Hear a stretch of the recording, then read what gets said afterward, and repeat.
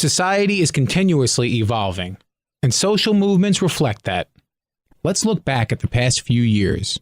It looked like the voters were starting to care. In 2008 and 2012, millennials set out in record numbers to vote.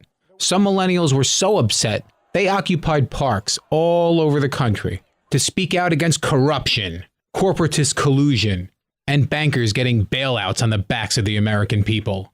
They chanted about the 1% holding down the 99%, and they blurred that line between being politically active and just being a bunch of freaking homeless people sleeping in a park. The Occupy Wall Street movement fizzled out without the instant social revolution that these people were hoping for. And what they lacked in actual political change, they more than made up for with syphilis and frostbite. Occupy was mostly anti. It wasn't for anything. It was anti. Anti-movements will almost always die out. And the Republican Party, by the way, should take note of that. From the right side of the aisle came the Tea Party. I'm not convinced the Tea Party has died down. I know that people say that it has. I'm not so sure that it really has.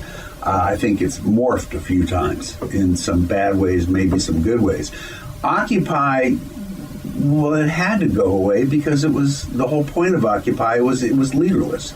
Millions rallied for a more limited government, less taxation, don't tread on me, some other things. The large crowd started to fizzle, but some put their money where their mouth is and became involved in the Republican primaries. You mean you can get rid of some of these politicians before the general election? Damn Skippy. House Majority Leader Eric Cantor lost his 2014 Republican primary for his congressional seat because the Tea Party got behind David Brat. How the hell did this happen? And who the hell is David Brat? Eric Cantor just assumed he'd get the nomination for Virginia's 7th District, just like he's always done. And now look at him. Penniless, hopeless, a nobody. Nah, I'm kidding. With the Washington connections like that, he landed a gig as vice chairman of investment firm Moelis & Company. But he's no longer writing laws in the House of Representatives. If the people on the ballot make you sick, remember how they got on that ballot in the first place. They got there because the party chose them to run in the general election. Voting in the primaries in most states means you have to be a member of that party. If you don't like the Democrat on the ballot, you should have voted in the primary. If you don't like the Republican on the ballot, you should have voted in the primary. Or you can be like a non-voter, spend your time complaining and tickling your squash all day.